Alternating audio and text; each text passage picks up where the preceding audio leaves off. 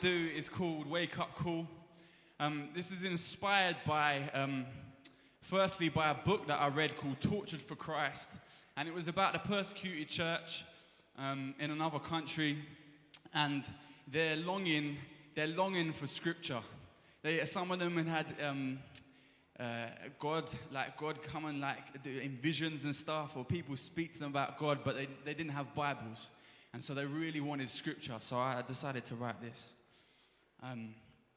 Because I realized that a lot of people, we have loads of Bibles here, but we don't read them.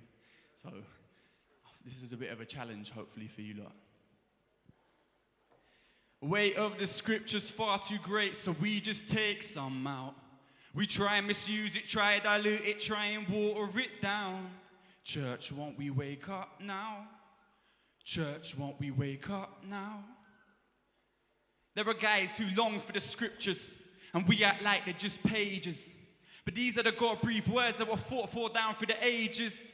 Some guys even died for the Bible because they knew it was sacred. I can only pray for the faith that are causing to die like they did. They put their life on the line so we could read the words so divine, influential to millions of lives, but we still like to mean nothing to mine. I ain't talking about the paper, because trust me, I don't praise no book, but it's the way that God speaks to us, so all Christians should be craving a look. But instead we make our own God and forget the character that is revealed. If we forget the truth of the scriptures, upon what would a Christian build? So we turn to the wisdom of others, the romantics, feeling lovers, live for the moment, live for the buzzes, but a feeling is not what God is. What happens when that disappears? Does that mean that God's not there? When all else fails and life turns rotten? No, I read of a God that cares. And I read of others just like me, but how they suffer's quite frightening. But they clung to the promises he made, and you can read his promises each page. Weight of the scripture's far too great, so we just take some out. We try and misuse it, try and dilute it, try and water it down. Church, won't we wake up now? Church, won't we wake up now? I'm one of those who's been caught slipping. So you know I ain't pointing a finger. That's why I wrote we in the chorus, and I chose to have me as the singer. But we complain that it weighs too much, scared that it might just challenge our lives. So we decide to rip it to pieces and just follow all the bits that we like.